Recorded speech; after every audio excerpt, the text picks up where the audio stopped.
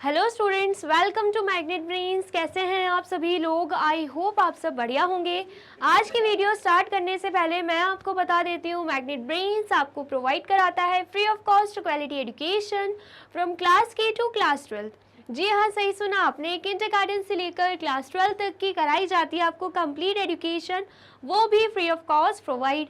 तो करना क्या है, आपको यूट्यूब चैनल पर जाना है एंड कर देना है मैग्नेट ब्रेन्स को सब्सक्राइब, जहां पर आपको सीबीएसई बोर्ड से लेकर अदर स्टेट बोर्ड जैसे कि UP board, MP board, Bihar board जैसे कोर्सेज भी अवेलेबल हैं।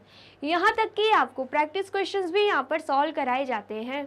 E books and e notes की जो लिंक है आपको डिस्क्रिप्शन बॉक्स में मिल जाएगी। तो करते हैं आज की वीडियो स्टार्ट। मेरा नाम है हशमित कौर एंड मैं हूँ आपकी मैथ्स फैकल्टी। तो आज हम क्या पढ़ने वाले हैं? आज हम पढ़ेंगे चैप्टर 9, जिसका नाम क्या है, मेंस्ट्रुएशन, उसका कंप्लीट चैप्टर रिवीजन। ठीक है, मेंस्ट्रुएशन जो चैप्टर है हम पूरे तरीके से कंप्लीट कर चुके हैं। हमने इस चैप्टर में जितने भी कॉन्सेप्ट थे, हर एक कॉन्सेप्ट को बहुत ही अच्छे से कवर किया है। एनसीईआरटी एग्जाम्पल सॉल्व किए हैं, एक्सरसाइजेस के हर एक क्वेश्चंस को सॉल्व किया है। उसके बाद मल्टीपल चॉइस क्वेश्चंस भी सॉल्व किए हैं, जो आपको एग्जामिनर एक एक मार्क्स के लिए पूछ सकता है। देन उसके बाद मोस्ट इंपॉर्टेंट क्वेश्चंस भी हमने सॉल्व किए, जो एग्जामिनर आपसे एग्जाम में पूछ सकता है ना। सब कुछ कर लिया हमने, पूरा अच्छे से चैप्टर कंप्लीट कर लिया है। जैसे कि मैंने आपको बोला था कि हर चैप्टर के बाद मैं क्या लेकर आऊँगी आपके लिए, चैप्टर रिवीजन। तो आज वही दिन है, आज मैं आपको करवाने वाली हूँ चैप्टर 9 का कंप्लीट चैप्टर रिवीजन। ठीक है, ये जो चैप्टर थोड़ा लेंदी है, तो हम इसे पार्ट 1 एंड पार्ट 2 में करेंगे। तो आपको लास्ट तक हमारे साथ जुड़े रहना है। एंड साथ ही में अगर आपको डिटेल में वीडियोस चाहिए, हर एक एक्सरसाइज के हर एक क्वेश्चंस, एनसीईआरटी कॉन्सेप्ट्स सब कुछ चाहिए, तो आपको क्या करना होगा, यूट्यूब चैनल पर जाके मैग्नेट ब्रेन्स को सब्सक्राइब करना होगा। प्लेलिस्ट में आपको इस चैप्टर से रिलेटेड हर एक वीडियोज मिल जाएंगी। ठीक है, एंड अगर आपको शॉर्ट में देखना है तो कंप्लीट चैप्टर रिविजन तो है ही, जो आपके लिए मैं इसीलिए लेकर आती हूँ। ऐसा नहीं कुछ कॉन्सेप्ट इसमें छूटेगा, इसमें सारे कॉन्सेप्ट कवर होंगे। ये मैं इसलिए लेकर आई हूँ ताकि अगर आपने पढ़ लिया है पूरा चैप्टर अच्छे से, तो आपको दोबारा से रिवाइज हो जाए, हर एक टॉपिक फिर से रिकॉल हो जाए, आपके दिमाग में फिट हो जाए। ठीक है, आगे समझ में? चलिए स्टार्ट करते हैं। फिर सबसे पहले देख लेते हैं हम चैप्टर ओवरव्यू। चैप्टर ओवरव्यू में सबसे पहले आता क्या है, इंट्रोडक्शन ही आता है। इंट्रोडक्शन में हम क्या देखेंगे, बेसिक सी चीज़ें देखेंगे। ठीक है, जैसे कि आपको पता है मेंस्ट्रुएशन टॉपिक मेनली जो है वो एरिया एंड पैरामीटर से रिलेटेड है। तो उसमें अगर जो जो फॉर्मूलेज हमें पता है, हम प्रीवियस क्लासेस में पढ़ चुके हैं, वो हम इंट्रोडक्शन में एक बार देख लेंगे। ठीक है, देन फिर उसके बाद हम बात करते हैं एरिया ऑफ अ पॉलीगॉन। ठीक है, पॉलीगॉन क्या होता है आपको पता ही है, क्लोज फिगर होता है जो कि स्ट्रेट लाइन सेगमेंट से बना रहता है। ठीक है, तो हम पॉलीगॉन्स का एरिया कैसे निकालेंगे वो हम इस टॉपिक में देखने वाले हैं। ठीक है, फिर उसके बाद हम बात करेंगे सॉलिड शेप्स की। सॉलिड शेप्स क्या रहते हैं? ठीक है, सॉलिड शेप्स हमें पता है 3 डायमेंशनल शेप्स। नहीं पता है तो मैं आपको बताती हूँ, सॉलिड शेप्स 3 डायमेंशनल शेप्स हैं जो कि कुछ ना कुछ स्पेस ऑक्यूपाई करते हैं। इसको डिटेल में हम इसी टॉपिक में पढ़ेंगे। ठीक है, क्यूब, क्यूबॉइड, ये सब क्या है, सॉलिड शेप्स हैं। कौन हो गया, सिलेंडर हो गया, ये सब क्या है, ये सब आ जाते हैं सॉलिड शेप्स में। ठीक है, चलिए देन फिर उसके बाद surface area of cube, cuboid and cylinder. हम surface area of cube, cuboid and cylinder कैसे निकालेंगे, इनके अलग अलग फॉर्मूलेज हमें दे के रखे हैं। ठीक है, तो ये सब फॉर्मूलेज हम इसी टॉपिक में पढ़ने वाले हैं। ठीक है, नेक्स्ट टॉपिक पे आते हैं। नेक्स्ट टॉपिक क्या है, volume of cube, cuboid and cylinder. ठीक है, क्यूब, क्यूबॉइड एंड सिलेंडर का वॉल्यूम हम कैसे निकालेंगे, ये हम इस टॉपिक में पढ़ने वाले हैं। इसके लिए भी अलग अलग फॉर्मूले हमें दे के रखे हुए हैं। ठीक है, देन फिर हम बात करेंगे वॉल्यूम एंड कैपेसिटी की।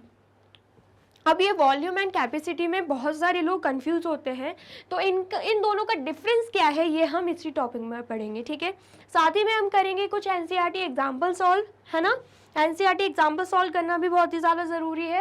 एंड देन उसके बाद एक्सरसाइज 9.1, 9.2 एंड 9.3। आपको पता है इस चैप्टर में 3 एक्सरसाइजेज है जो कि बहुत ज़्यादा इंपॉर्टेंट है, तो हम वो भी कवर करते चलेंगे, उसके कुछ क्वेश्चंस उठाएंगे एंड उसे सॉल्व करेंगे। ठीक है, आगे समझ में? चलिए सबसे पहले तो वीडियो को क्या कर देना है, लाइक करना है, कमेंट भी कर दीजिए एंड शेयर भी कर दीजिए। ठीक है, चलिए सबसे पहले हम देख लेते हैं इंट्रोडक्शन में कि पैरीमीटर क्या होता है। अगर हम बात करें किसकी, पैरीमीटर की, तो पैरीमीटर होता क्या है, कोई भी फिगर ले लो। चलो रेक्टेंगल ले लेते हैं,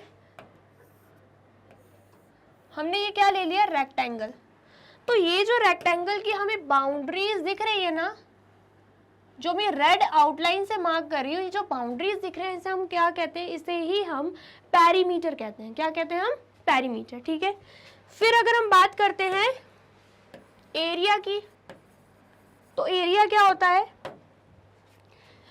एरिया होता है ये जो शेडेड रीजन आपको दिख रहा है, ये जो मैं शेड कर रही हूँ, ये जो मैं शेड कर रही हूँ रीजन, इसे हम क्या बोलते हैं? इसे हम बोलते हैं एरिया। ठीक है, रेक्टेंगल की बात कर लो, स्क्वायर की बात कर लो, ट्राइंगल की बात कर लो, सब में जो बाउंड्रीज रहती हैं वो होता है पेरीमीटर, एंड जो शेडेड रीजन, जो अंदर का पोर्शन होता है, ठीक है, उसे हम क्या बोलते हैं? एरिया बोलते हैं। ठीक है, इतना आपने प्रीवियस क्लासेस में भी पढ़ा होगा। अभी हम क्या करते हैं, बेसिक फॉर्मूले देख लेते हैं। सबसे पहले अगर हम बात करें पेरीमीटर ऑफ रेक्टेंगल की, ठीक है, तो फॉर्मूला क्या रहता है? 2 लेंथ प्लस ब्रेथ, यही रहता है, 2 multiply by length plus breadth, जिसमें लेंथ क्या रहती है आपको पता होगा, ये क्या है? लेंथ, ये भी क्या है? लेंथ, ये क्या है? ब्रेथ, एंड ये भी क्या है? ब्रेथ। किसका फिगर बना हुआ है? रेक्टेंगल का फिगर बना हुआ है। ठीक है, देन फिर अगर हम बात करते हैं एरिया की, तो एरिया ऑफ रेक्टेंगल क्या होगा? एरिया ऑफ रेक्टेंगल का फॉर्मूला रहेगा लेंथ मल्टीप्लाई बाय ब्रेथ। ठीक है, लेंथ को हम L से डिनोट कर रहे हैं एंड ब्रेथ को हम B से डिनोट कर रहे हैं। ठीक है, ये बात किसकी हो गई? रेक्टेंगल की। ठीक है, फिर अगर हम बात करते हैं स्क्वायर की, तो स्क्वायर में हमें पता है चारों ही साइड्स क्या रहती हैं? चारों ही साइड्स इक्वल रहती हैं। ठीक है, चारों ही साइड्स क्या रहती हैं? इक्वल रहती है, एंड इसमें भी सेम जो बाउंड्री हमें दिख रही है वो क्या है? पेरीमीटर। ठीक है, एंड जो शेडेड रीजन है उसे हम क्या बोलेंगे? इसे हम बोलेंगे एरिया। ठीक है, तो इसका फॉर्मूला क्या रहता है? ये भी आप प्रीवियस क्लासेस में पढ़ चुके होंगे। अगर हम बात करते हैं पेरीमीटर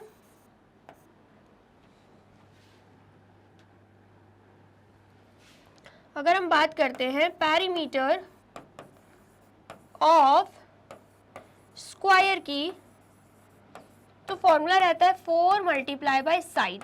ठीक है, और अगर हम बात करते हैं उसके एरिया निकालने की, एरिया ऑफ स्क्वायर, तो उसका फॉर्मूला क्या रहता है? साइड मल्टीप्लाई बाय साइड, जिसे हम साइड स्क्वायर से भी डिनोट कर सकते हैं। ठीक है, आया समझ में? एंड एक और चीज़, अगर हम निकाल रहे हैं पेरीमीटर तो हम सेंटीमीटर, मीटर ऐसे यूज़ करते हैं, लेकिन जब हम एरिया निकालते हैं ना तब हम सेंटीमीटर स्क्वायर, मीटर स्क्वायर ऐसे यूज़ करते हैं यूनिट्स को। जो यहाँ पे आंसर आता है उनमें जो यूनिट्स लगती हैं, एरिया के केस में सेंटीमीटर स्क्वायर या स्क्वायर सेंटीमीटर, मीटर स्क्वायर या मीटर स्क्वायर या फिर स्क्वायर मीटर, ऐसे लग जाती हैं यूनिट्स। ठीक है, आ गया समझ में? चलिए, फिर अगर हम बात करते हैं कि हम ट्राइंगल का पेरीमीटर कैसे निकालेंगे, तो यहाँ पर हम लिख सकते हैं पेरीमीटर ऑफ ट्राइंगल, तो उसका फॉर्मूला क्या रहेगा? सम ऑफ ऑल द साइड्स, जितनी भी साइड्स रहेंगी, जो कि हमें पता है 3 ही साइड्स रहती हैं ट्राइंगल में, तो उनको हम क्या कर देंगे? ऐड कर देंगे, सम ऑफ ऑल द साइड्स। ठीक है, लेकिन अगर हम बात करें एरिया ऑफ ट्राइंगल की,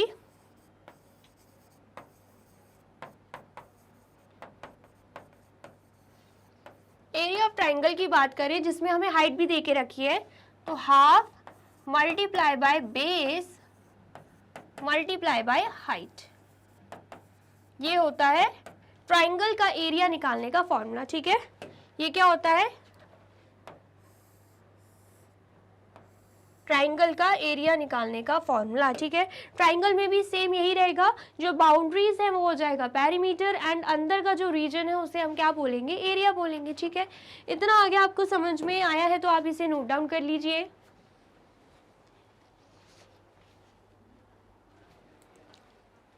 कर लिया आपने नोट डाउन? इन फॉर्मूलेज से आप ऑलरेडी फैमिलियर हो गए, क्योंकि प्रीवियस क्लासेस में हम बहुत ही अच्छे से इन फॉर्मूलेज को पढ़ चुके हैं। ठीक है, आ गया समझ में? चलिए अब आगे बढ़ते हैं।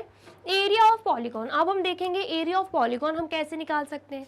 सबसे पहला टॉपिक है उसमें एरिया ऑफ ट्रपेजियम। ट्रपेजियम क्या होता है, आप ये देख सकते हो, ये जो फिगर है इसे हम क्या बोलते हैं, इसे हम बोलते हैं ट्रपेजियम। ठीक है, तो ट्रपेजियम का एरिया कैसे निकालेंगे, एरिया मतलब एरिया की बात करें तो ये जो शेडेड रीजन है, अंदर का रीजन हमें दिख रहा है, उसका एरिया हम कैसे निकालेंगे। ठीक है, आया समझ में। चलिए, तो सबसे पहले अगर हम ट्रपेजियम के बारे में देखें तो क्या देके रखा है, a trapezium is a quadrilateral having one pair of parallel opposite sides. बोला जा रहा है कि ट्रपेजियम क्या है, क्वाड्रिलेटरल है, जिसमें एक पेयर जो होता है वो अपोजिट साइड्स का पैरेलल रहता है। जैसे कि यहाँ पर अगर आप ध्यान से देखें, ये जो DC है एंड ये जो AB है, दोनों ही क्या है, अपोजिट साइड्स हैं। और अगर आप ध्यान से देखें, आपको दोनों ही अपोजिट साइड्स पैरेलल भी दिख रही होंगी, मतलब आगे जाके ये मीट नहीं करने वाली है। ठीक है, आया समझ में। लेकिन अगर हम बात करते हैं AD एंड BC की, तो क्या ये पैरेलल साइड्स है, नहीं, बिल्कुल नहीं। अपोजिट साइड्स तो हैं लेकिन पैरेलल नहीं है। क्यों, क्योंकि अगर हम इस लाइन को और एक्सटेंड करेंगे ना तो आगे जाके ये दोनों लाइंस मीट कर जाएंगी। ठीक है, आया समझ में। तो इसलिए ट्रपेजियम में सिर्फ हमें एक ही पेयर मिलता है अपोजिट साइड्स का, जो कि पैरेलल होता है। ठीक है, आया समझ में।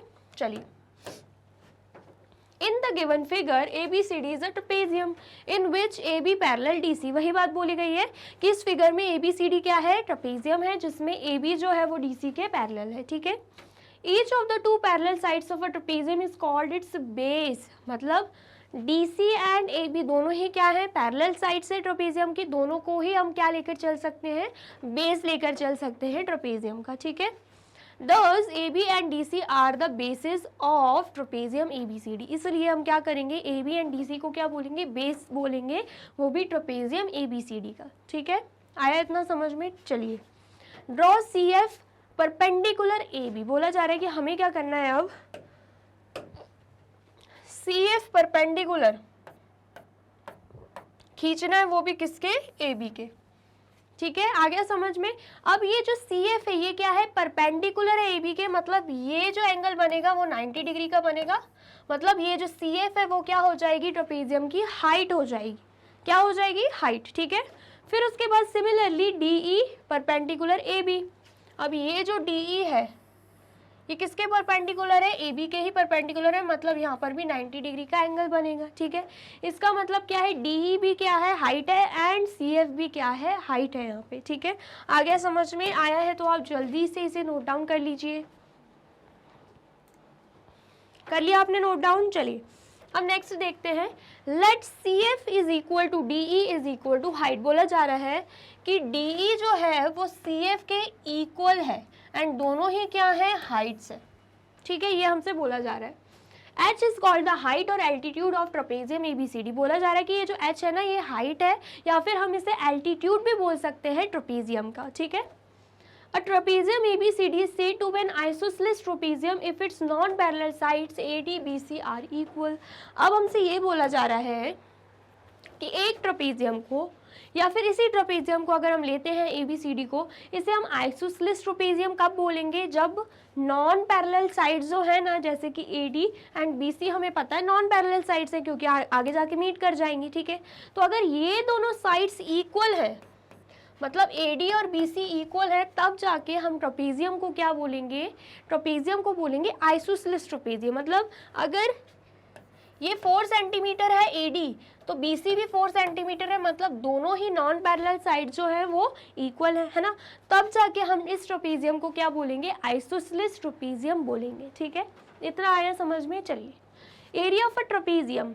अब एरिया ऑफ अ ट्रपेजियम हम कैसे निकाल सकते हैं, let ABCD be a trapezium in which AB parallel DC and let H be the height। बोला जा रहा है कि ABCD को हम ट्रपेजियम ले लेते हैं जिसमें AB पैरेलल DC है, वो तो हमें दिख ही रहा है ना, and H be the height, और H को हम क्या मानेंगे, हाइट मानेंगे। ठीक है, तो फॉर्मूला क्या होगा, area of the trapezium ABCD is equal to half multiply by AB plus DC।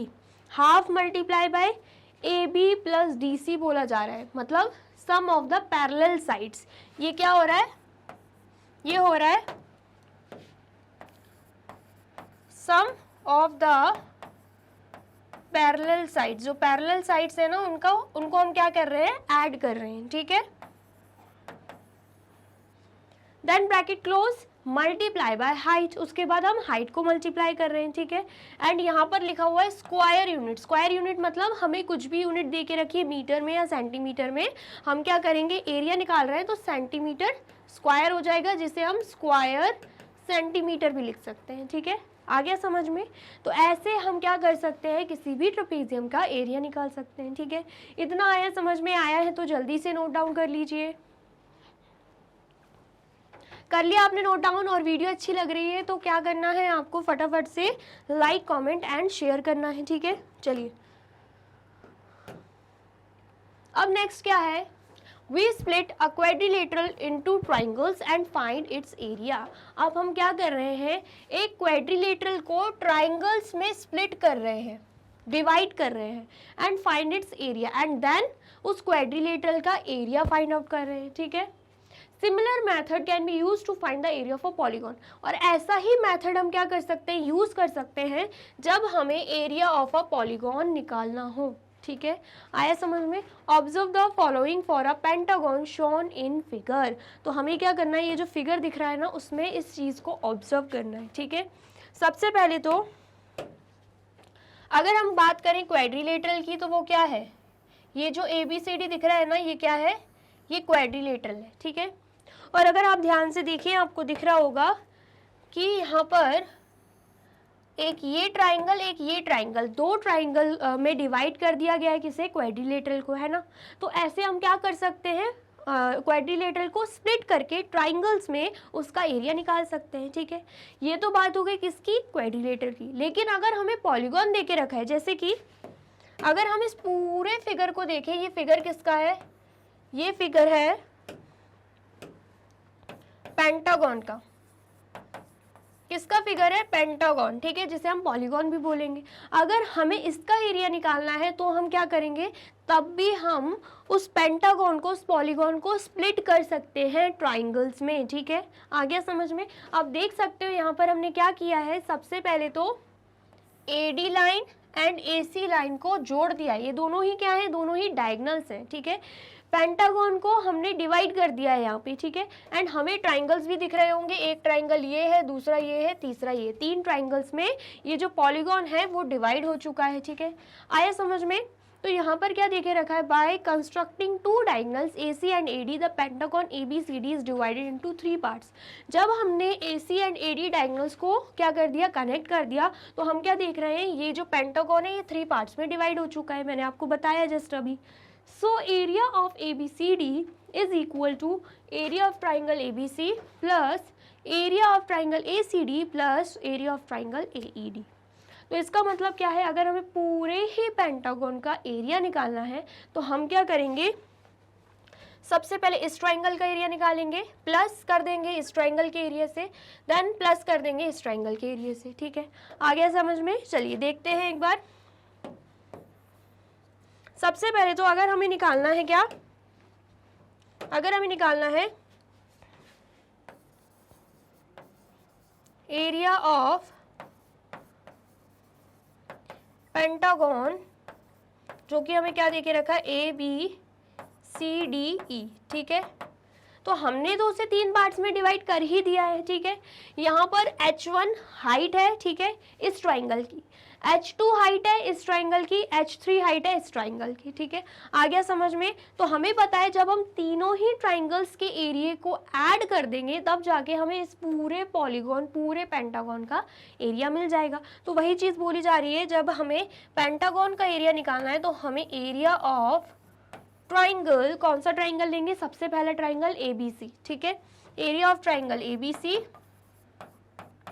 Plus area of triangle, second triangle लेंगे ADC या ACD भी बोल सकते हैं,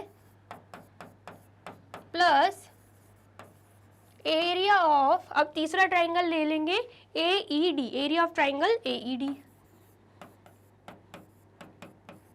ठीक है।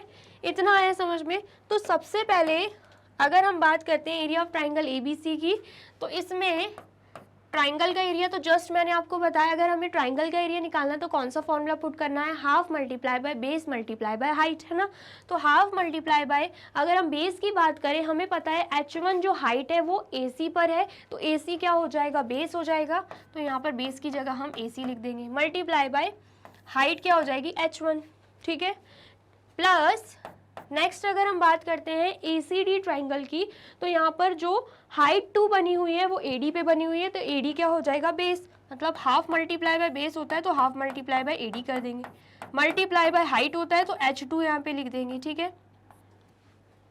आगे इतना समझ में, चलिए देन उसके बाद प्लस का साइन, एंड देन फिर क्या है, एरिया ऑफ ट्राइंगल AED, मतलब थर्ड ट्राइंगल की अगर हम बात करें, हमें पता है ये जो परपेंडिकुलर लाइन है ये AD पर बनी गई है ना, तो AD क्या हो जाएगा, बेस हो जाएगा। तो यहाँ पर हाफ मल्टीप्लाई बाय बेस की जगह हम लिख देंगे AD मल्टीप्लाई बाय H3 क्या हो जाएगी, हाइट। आ गया समझ में। तो ऐसे हम क्या कर सकते हैं, पूरे ही पेंटागन, पूरे ही पॉलीगॉन का एरिया निकाल सकते हैं, ठीक है। आया समझ में, आया है तो जल्दी से नोट डाउन कर लीजिए। कर लिया आपने नोट डाउन, चलिए अब नेक्स्ट क्या है, by constructing one diagonal AD and two perpendiculars BF and CG on it, pentagon ABCD is divided into 4 parts.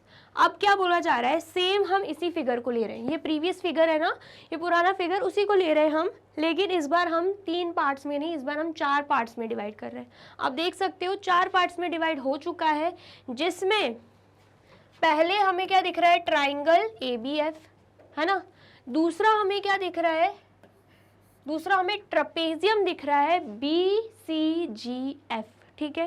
Then उसके बाद तीसरा हमें ट्राइंगल दिख रहा है अगेन CGD, एंड उसके बाद चौथा फिर से हमें ट्राइंगल दिख रहा है AED, ठीक है। यहाँ पर हमने डायगोनल्स को मीट नहीं किया है, मतलब एक ही डायगोनल को मीट किया है, वो क्या है, AD।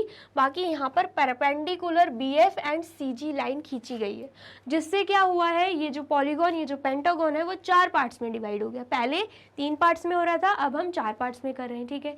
जब हमने 4 पार्ट्स में डिवाइड कर दिया, अब हम जब एक एक करके सबका एरिया निकाल देंगे एंड उसे ऐड कर देंगे, तब भी हमारा आंसर आ सकता है, एरिया ऑफ पेंटागन निकल सकता है, ठीक है। आया समझ में। तो अगर हम बात करते हैं, किसकी, एरिया ऑफ पेंटागन ABCDE की, ठीक है। तो उसके लिए हमें क्या करना होगा, उसके लिए हमें सबसे पहले तो area of right triangle AFB निकालना होगा, एरिया ऑफ AFB निकालना होगा, है ना। देन उसके बाद एरिया ऑफ ट्रपेजियम BFGC, मतलब ट्रपेजियम का भी एरिया निकालना होगा। Then again plus area of right triangle CGD जो हमें राइट ट्राइंगल दिख रहा है उसका भी एरिया निकालना होगा, plus area of triangle AED, and जो AED दिख रहा है उसका भी एरिया निकालना होगा। मतलब चारों जो अलग अलग पार्ट्स करे हैं ना हमने, उनका एरिया निकालिए एंड देन उसको ऐड कर दीजिए, आपका आंसर आ जाएगा, ठीक है। आया समझ में। तो अगर हम बात करते हैं सबसे पहले area of right triangle AFB की, तो ट्राइंगल का फॉर्मूला क्या रहता है, हाफ मल्टीप्लाई बाय बेस। तो अगर हम पहले फिगर में देखें, बेस क्या होगा, परपेंडिकुलर लाइन कहाँ पे है, AF पे, तो AF क्या हो जाएगा, बेस, एंड हाइट हमें दिख रही है BF, तो BF हो जाएगी हाइट, ठीक है। आया समझ में। देन उसके बाद अगर हम बात करते हैं ट्रपेजियम की, तो ट्रपेजियम का फॉर्मूला क्या रहता है, half multiply by sum of parallel sides. याद आया आपको। तो पैरेलल साइड अगर हम देखें, हमें क्या दिख रही है, BF एंड CG क्या है, पैरेलल साइड्स, तो हम कर देंगे इन्हें add, BF plus CG multiply by height होता है। तो अगर हम बात करते हैं हाइट की, तो हाइट क्या रहेगा, अगर BF एंड CG क्या है, पैरेलल साइड्स है, तो हाइट अगर आप देखो, हाइट क्या दिख रही है हमें, FG, हाइट क्या दिख रही है हमें, FG। तो यहाँ पर हम क्या लिख देंगे, FG हाइट लिख देंगे, ठीक है। आ गया समझ में। चलिए देन अगेन प्लस का साइन, फिर क्या देके रखा हमें, area of right triangle CGD। अगर हम अब तीसरे पार्ट की बात करें, तो इसमें half multiply by base multiply by height का ही फॉर्मूला लगेगा। तो बेस की अगर हम बात करें, वो क्या है, GD,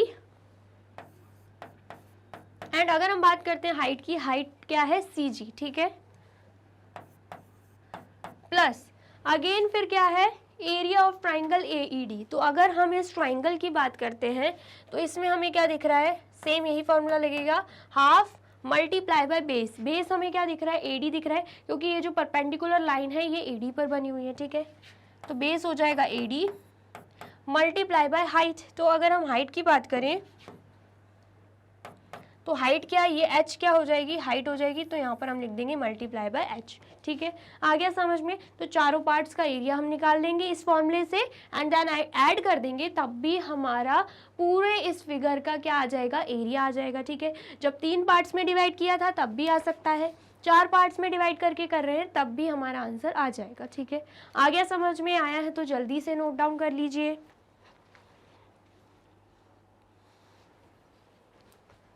कर लिया आपने नोट डाउन और वीडियो अच्छी लग रही है तो क्या करना है, फटाफट से वीडियो को लाइक कमेंट एंड शेयर करना है, ठीक है। अब देख लेते हैं हम NCERT एग्जाम्पल, ठीक है। एग्जाम्पल 1 क्या है, the area of a trapezium shape field is 480 metre square. बोला जा रहा है कि एक ट्रपेजियम शेप की क्या है, फील्ड है, जिसका एरिया हमें दे के रखा है 480 मीटर स्क्वायर, ठीक है। The distance between 2 parallel sides is 15 metre. बोला जा रहा है कि 2 पैरेलल साइड्स जो रहती है ना ट्रपेजियम की, उनके बीच का डिस्टेंस क्या है, 15 metre, and one of the parallel side is 20 metre. और बोला जा रहा है कि 2 पैरेलल साइड्स रहती हैं तो उसमें से एक पैरेलल साइड जो है वो कितनी है, 20 मीटर की है। Find the other parallel side. तो दूसरी पैरेलल साइड को हमें फाइंड आउट करना है, ठीक है। सबसे पहले बात हो रही है ट्रपेजियम की, तो यहाँ पर हम बना देंगे क्या, ट्रपेजियम बना दिया, ठीक है। अब हमने यहाँ पे ट्रपेजियम बना दिया है, तो यहाँ पर हमसे बोला जा रहा था कि एरिया हमें देके रखा है एंड जो डिस्टेंस है 2 पैरेलल साइड का, ये दोनों क्या है, ये दोनों पैरेलल साइड हमें दिख रही है, तो इन दोनों के बीच का जो डिस्टेंस है वो क्या होगा, वो हाइट हो जाएगा। तो वो हमें क्या देके रखी है, वो हमें देके रखी हुई है, वो हमें क्या देके रखी हुई है, 15 मीटर, ठीक है। एंड जो 2 पैरेलल साइड है उसमें से एक पैरेलल साइड हमें कितनी दे के रखी है, 20 मीटर। हमें other parallel side find out करनी है, ठीक है। तो क्या हम कर सकते हैं, बिल्कुल कर सकते हैं। सबसे पहले तो हमें गिवन क्या है, given area of a trapezium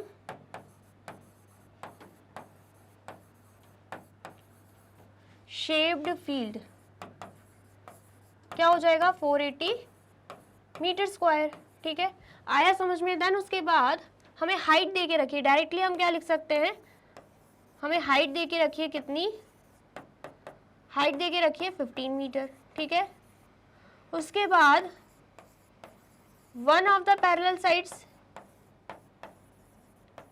अगर हम पैरेलल साइड की बात करें तो उसमें से एक पैरेलल साइड कितनी है, कितनी दे के रखी है, one of the parallel sides हमें दे के रखी हुई है यहाँ पे 20 मीटर, 20 मीटर, ठीक है। तो अदर पैरेलल साइड हमें फाइंड आउट करना है, अदर पैरेलल साइड हमें फाइंड आउट करना है, वो भी किसका यूज करके, फॉर्मूले का यूज करके, जो हमने अभी जस्ट पढ़ा था थोड़ी देर पहले, ठीक है। क्या पढ़ा था हमने, अगर हमें निकालना है एरिया ऑफ ट्रपेजियम, तो फॉर्मूला क्या पढ़ा था,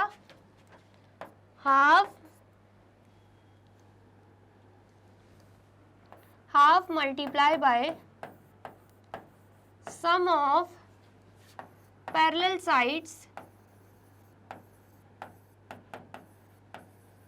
सम of parallel sides multiply by height, यही पढ़ा था फॉर्मूला, ठीक है। तो अगर हम बात करें हाफ मल्टीप्लाई बाय, यहाँ पर कर लेते हैं कंटिन्यूएशन में, half multiply by sum of parallel sides. तो एक पैरेलल साइड हमें 20 दे के रखी है, दूसरी हमें नहीं पता, हम उसे x मान लेते हैं, ठीक है। देन उसके बाद मल्टीप्लाई बाय हाइट है, तो हाइट कितनी दे के रखी है हमें, 15, तो यहाँ पर हम लिख देंगे 15, ठीक है। आ गया समझ में। एंड यहाँ पर अगर हम बात करते हैं एरिया ऑफ ट्रपेजियम की, तो वो हमें 480 दे के रखा है, तो यहाँ पर हम क्या लिख देंगे, यहाँ पर हम 480 लिख देंगे, ठीक है। आ गया समझ में। अब हमें क्या करना है, इसे सॉल्व कर देना है, ठीक है। सबसे पहले तो यहाँ पर हमें क्या दिख रहा है, ब्रैकेट को छोड़ दीजिए, अभी हम ब्रैकेट को हटा देंगे। अभी हमें यहाँ पर डिवीजन में क्या दिख रहा है, 2 दिख रहा है, हम अपोजिट साइड भेजेंगे तो मल्टीप्लीकेशन में हो जाएगा, है ना। तो यहाँ पर 480 मल्टीप्लाई बाय 2 हो जाएगा, एंड यहाँ पर क्या बच रहा है, 20 प्लस एक्स मल्टीप्लाई बाय 15, ठीक है। आ गया समझ में। अब हम क्या करेंगे, ये हमें क्या दिख रहा है, मल्टीप्लाई बाय 15, इसे भी हम अपोजिट साइड ट्रांसफर कर देंगे, तो मल्टीप्लिकेशन में है, अपोजिट साइड जाके डिवीजन में हो जाएगा। तो 480 मल्टीप्लाई बाय 2 डिवाइडेड बाय 15 हो जाएगा, एंड यहाँ पर क्या बच रहा है, 20 प्लस एक्स बच रहा है, ठीक है। अब हम क्या करेंगे, कैंसिल आउट कर देंगे, ठीक है। कैंसिल आउट करेंगे तो यहाँ पर क्या आएगा, 3 5 15, एंड यहाँ पर क्या आएगा, 3 1 3 1 कैरी जाएगा, तो 3 6 18, एंड यहाँ पे 0, ठीक है। देन उसके बाद 5 1 5, एंड यहाँ पर 5 3 15, 1 कैरी जाएगा, 5 2 10, ठीक है। देन उसके बाद 32 को 2 से मल्टीप्लाई करेंगे तो आंसर क्या आएगा, यहाँ पे 64। अब 64 यहाँ पे आंसर आ गया है, 20 प्लस एक्स यहाँ पे बच रहा है, तो 20 को भी अपोजिट साइड ट्रांसफर कर देंगे, क्योंकि हमें किसकी वैल्यू निकालनी है, एक्स की वैल्यू निकालनी है, ठीक है। यहाँ पर पॉजिटिव फॉर्म में है, अपोजिट साइड जाके नेगेटिव फॉर्म में हो जाएगा, मतलब 64 माइनस 20, एंड यहाँ पर क्या बच रहा है, एक्स बच रहा है, ठीक है। तो 64 माइनस 20 करेंगे तो यहाँ पर क्या आ जाएगा, यहाँ पर आ जाएगा 44, ठीक है। एंड साथ में क्या लग जाएगा, यूनिट मीटर।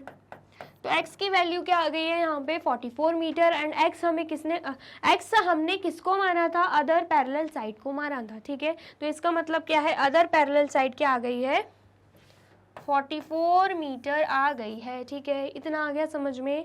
आया है तो आप जल्दी से इसे नोट डाउन कर लीजिए। कर लिया आपने नोट डाउन, चलिए अब नेक्स्ट देखते हैं। नेक्स्ट क्या है, एक्सरसाइज 9.1। क्वेश्चन फर्स्ट क्या है, the shape of the top surface of a table is a trapezium. बोला जा रहा है एक टेबल है जिसका जो टॉप सरफेस एरिया है ना वो ट्रेपेजियम शेप का है, ठीक है।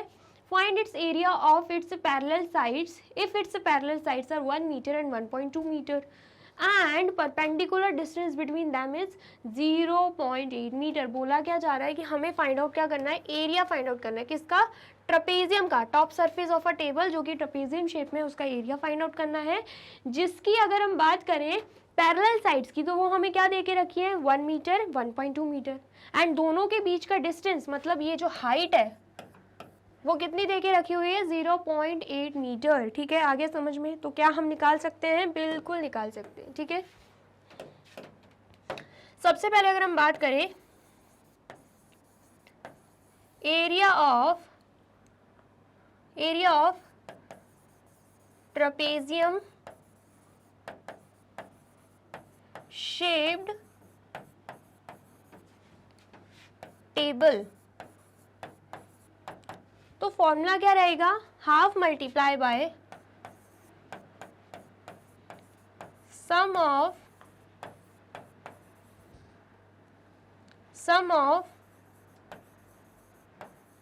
Parallel sides multiply by height, ठीक है। आ गया समझ में। चलिए तो यहाँ पर हम लिख देंगे हाफ, ठीक है, multiply by sum of parallel sides कितना हो जाएगा, पैरेलल साइड्स का हमें देके रखा हुआ 1 मीटर एंड 1.2 मीटर, तो यहाँ पर 1 प्लस 1.2 कर देंगे, एंड हाइट की बात करें तो वो कितना है, 0.8, ठीक है। आ गया समझ में। तो अब जब हम इसे सॉल्व करेंगे, सबसे पहले ब्रैकेट सॉल्व करेंगे तो क्या आएगा, यहाँ पे 2.2 आएगा, 1 प्लस 1.2 कितना होगा, 2.2, है ना, एंड देन उसके बाद मल्टीप्लाई बाय 0.8, ठीक है। इतना आया समझ में। देन सबसे पहले तो हम क्या करेंगे, डेसिमल रिमूव करेंगे, तो यहाँ पर हो जाएगा half multiply bye 22 divided by 10, क्योंकि डेसिमल के बाद एक डिजिट है तो डिनोमिनेटर में एक 0 लग गया। सिमिलरली यहाँ पर 8 होगा एंड यहाँ पर भी क्या आ जाएगा, 10 आ जाएगा, क्योंकि डेसिमल के बाद एक डिजिट थी तो डिनोमिनेटर में एक 0 लगा दिया, ठीक है। अब हम क्या करेंगे, कैंसिल आउट, 2 1 = 2 एंड यहाँ पे 2 11 सा कितना हो जाएगा, 22 हो जाएगा, ठीक है। देन 11 मल्टीप्लाई बाय 8 करेंगे तो कितना आएगा, 88, एंड यहाँ पर क्या है, 10 मल्टीप्लाई बाय 10 कितना होगा, 100, ठीक है। तो जब हम इसे सॉल्व करेंगे, डिनोमिनेटर में हमें 2 0 दिख रहे हैं, तो न्यूमरेटर में दो डिजिट के आगे क्या लग जाएगा, डेसिमल, मतलब 8 8 एंड देन डेसिमल एंड यहाँ पे 0, ठीक है। देन उसके बाद क्या चल रहा है, यूनिट मीटर, तो मीटर स्क्वायर आ जाएगा। इसका मतलब क्या है, एरिया ऑफ ट्रेपेजियम कितना आ रहा है यहाँ पे 0.88 मीटर स्क्वायर हमारा आंसर आ रहा है। ठीक है, आ गया समझ में?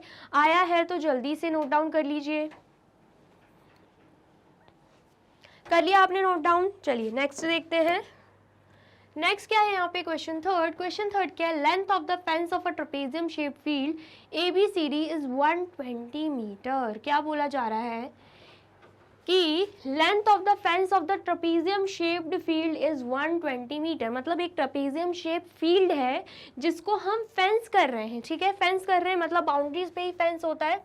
तो वो कितना लग रहा है यहाँ पे, उसकी लेंथ कितनी लग रही है, यहाँ पे देके रखा है 120 मीटर। ठीक है, if BC is equal to 48 metre, मतलब अगर BC जो है वो कितना है, वो है 48 मीटर। ठीक है, अगर BC जो है वो है 48 मीटर, CD जो है वो है 17 मीटर, एंड देन उसके बाद AD जो है वो है 40 metre. Find the area of this field. तो हमें क्या करना है, इस पूरे फील्ड का निकाल लेना है एरिया। ठीक है, आया समझ में? Side AB is perpendicular to parallel side AD and BC। क्या बोला जा रहा है, ये जो AB है ना वो क्या है, परपेंडिकुलर है किसके, AD एंड BC के, AD एंड BC के। मतलब ये बेसिकली है क्या, हाइट है। एंड आपको पता है हमें फाइंड आउट करना है एरिया ऑफ ट्रेपेजियम फील्ड, तो उसमें हाइट का पता होना बहुत ही ज़्यादा ज़रूरी है। लेकिन यहाँ पर तो हाइट नहीं दे के रखी है, तो अब हम क्या करेंगे, सबसे पहले तो हाइट निकालेंगे। कैसे निकालेंगे, हमें पता है कि length of the fence of a trapezium shape field हमें 120 मीटर दे के रखा हो, तो उसके थ्रू हम क्या कर सकते हैं, उसके थ्रू हम AB निकाल सकते हैं। ठीक है, आ गया समझ में? तो यहाँ पर हम लिखेंगे लेंथ, ये है क्या, लेंथ ऑफ द फेंस मतलब क्या है, ये बाउंड्री है ना, पेरीमीटर है। तो हमें पता है पेरीमीटर निकालने के लिए हम क्या करते हैं, सारी साइड्स को ऐड कर देते हैं, हमें ये पता है ना। तो सारे साइड्स को जब हम ऐड कर देंगे और एक साइड हमें नहीं पता है लेकिन हमें पेरीमीटर पता है, हमें लेंथ पता है, तो हमारा आंसर निकल जाएगा। कैसे, length of the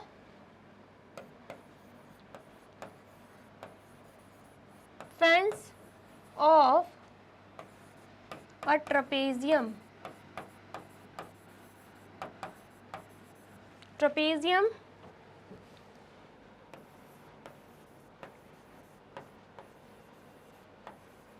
shaped field ABCD is equal to 120 metre. ठीक है, ये हमें देके रखा हुआ है। एंड लेंथ कैसे निकलती है, लेंथ कैसे निकलती है, मतलब बेसिकली पेरीमीटर जो होता है वो कैसे निकलता है किसी भी फिगर का, जब हम सारी साइड्स को ऐड कर देते हैं। ठीक है, आ गया समझ में? तो यहाँ पर जब हम क्या कर देंगे, AB plus BC plus CD plus DA कर देंगे तो किसके इक्वल आएगा, 120 मीटर के इक्वल आ जाएगा। ठीक है, आगे समझ में? AB हमें हाइट दे के रखी है जिसकी हमें वैल्यू फाइंड आउट करनी है, हाइट को एज इट इज लिखेंगे। BC हमें 48 मीटर दे के रखा हुआ है तो 48 लिख देंगे। CD कितना दे के रखा हुआ है हमें, 17 मीटर, तो यहाँ पे 17 मीटर आ जाएगा। ठीक है, DA कितना दे के रखा है हमें, 40 मीटर, तो यहाँ पे 40 मीटर आ जाएगा। एंड यहाँ पर क्या है, यहाँ पर है 120 मीटर। ठीक है, आ गया समझ में? अब हम क्या करेंगे, अब हम ऐड कर देंगे। तो यहाँ पर क्या आएगा, H प्लस 0 प्लस 7 7 7 प्लस 8 कितना होता है 15, तो 5 यहाँ पे, 1 कैरी यहाँ पे, 1 प्लस 4 5 5 प्लस 1 6 6 प्लस 4 कितना हो जाएगा 10, तो यहाँ पर 105 एंड यहाँ पे मीटर आ जाएगा। एंड यहाँ पर क्या है 120 मीटर। ठीक है, तो हाइट क्या होगी यहाँ पे, 120 मीटर माइनस 105 मीटर, तो हमारा आंसर क्या आएगा यहाँ पे 15 मीटर आ जाएगा। इसका मतलब क्या है, हाइट क्या निकल चुकी है 15 मीटर। ठीक है, अब हमें क्या फाइंड आउट करना है, एरिया ऑफ दिस फील्ड, मतलब area of trapezium field. Area of trapezium shaped field find out करना है। फॉर्मूला क्या है, half half multiply by sum of parallel sides. तो पैरेलल साइड्स की हम बात करें, हमें क्या दिख रहा है, AD एंड BC दोनों ही क्या है, पैरेलल साइड्स। तो हम यहाँ पे लिख देंगे AB प्लस BC, ठीक है। मल्टीप्लाई बाय क्या हो जाएगा, हाइट। तो हाइट हमें क्या दिख रही है, AB दिख रही है, ठीक है। यहाँ पर AD आएगा, ठीक है। हाइट हमें क्या दिख रही है, AB दिख रही है, ठीक है। अब हम क्या करेंगे, इसमें वैल्यू पुट कर देंगे। तो क्या आएगा, हाफ मल्टीप्लाई बाय AD की बात करें तो वो कितना है 40, प्लस BC की बात करें तो वो कितना है 48, मल्टीप्लाई बाय हाइट जस्ट अभी हमने निकाली है AB 15 आई है, ठीक है। आगे समझ में, ब्रैकेट सॉल्व करेंगे तो क्या आएगा answer, half multiply bye 88 multiply by 15, ठीक है। इतना आया समझ में। तो कैंसिल आउट करेंगे तो यहाँ पे 2 1 ज़ा 2, 2 4 ज़ा 8 एंड यहाँ पे भी 4। तो 44 यहाँ पर कर लेते हैं। 44 मल्टीप्लाई बाय 15 करेंगे तो आंसर क्या आएगा, 5 4 ज़ा 20, 2 कैरी यहाँ पे, 5 4 ज़ा 20, 20 प्लस 2 22, 1 4 ज़ा 4, 1 4 ज़ा 4, तो यहाँ पे 0, यहाँ पर 6, यहाँ पर 6। तो आंसर क्या आ रहा है, 660 आ रहा है। कितना आ रहा है आंसर यहाँ पे, 660। एंड साथ में क्या लग जाएगा, मीटर चल रहा है तो मीटर स्क्वायर, ठीक है। आ गया समझ में। इसका मतलब क्या है, area of trapezium shaped field कितना आ चुका है, 660 मीटर स्क्वायर आ चुका है, ठीक है। आ गया समझ में, आया है तो जल्दी से नोट डाउन कर लीजिए। कर लिया आपने नोट डाउन। चलिए अब नेक्स्ट देखते हैं। नेक्स्ट क्या है यहाँ पे, क्वेश्चन 6। क्वेश्चन 6 स्टार्ट करने से पहले सबसे पहले तो वीडियो अगर अच्छी लगी है तो क्या करना है, जल्दी से वीडियो को लाइक कमेंट एंड शेयर कर दीजिए, ठीक है। अब हम देख लेते हैं क्वेश्चन 6। क्वेश्चन 6 क्या है, find the area for rhombus whose side is 5 centimetre, ठीक है, and whose altitude is 4.8 centimetre, ठीक है। If one of its diagonal is 8 centimetre long, find the length of the other diagonal. बोला जा रहा है कि हमें क्या फाइंड आउट करना है, सबसे पहले तो area of rhombus find out करना है, ठीक है, जिसकी जो साइड हमें क्या देके रखी है 5 सेंटीमीटर। एंड हमें अच्छे से पता है कि जो एरिया ऑफ रोम्बस, मतलब रोम्बस की अगर हम बात करें तो रोम्बस की जो साइड्स रहती हैं चारों ही साइड्स इक्वल रहती हैं। अगर हम सबसे पहले तो रोम्बस का यहाँ पे फिगर ड्रॉ करते हैं,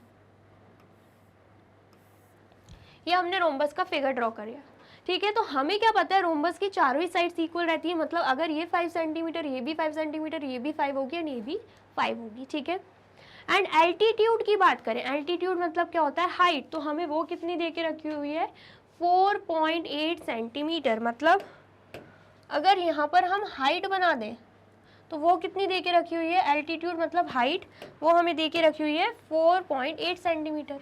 if one of its diagonal is 8 centimetre long, बोला जा रहा है कि अगर हम बात करते हैं रोम्बस की, अगर हम बात करते हैं रोम्बस की, तो रोम्बस के क्या होते हैं, डायगोनल्स होते हैं। एक ये डायगोनल हो गया, एक ये डायगोनल, 2 डायगोनल्स होते हैं। तो उनमें से एक डायगोनल हमें कितना दे के रखा है, 8 सेंटीमीटर। तो हमें दूसरे डायगोनल की वैल्यू फाइंड आउट करनी है। तो क्या हम कर सकते हैं, बिल्कुल कर सकते हैं, ठीक है। सबसे पहले अगर हम बात करें एरिया ऑफ रोम्बस निकालने की, तो एरिया ऑफ रोम्बस के लिए हम एरिया ऑफ पैरेललोग्राम का भी फॉर्मूला पुट कर सकते हैं।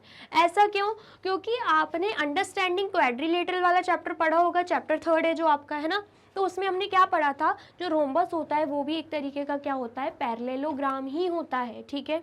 आ गया समझ में। और देख के भी आपको समझ में आ रहा होगा अपोजिट साइड्स क्या है, पैरेलल है। तो एक तरीके से रोम्बस भी क्या है, पैरेललोग्राम है, ठीक है। तो हम रोम्बस में क्या कर सकते हैं, पैरेललोग्राम का फॉर्मूला पुट कर सकते हैं, ठीक है। तो यहाँ पर हम लिख देंगे area of rhombus is equal to area of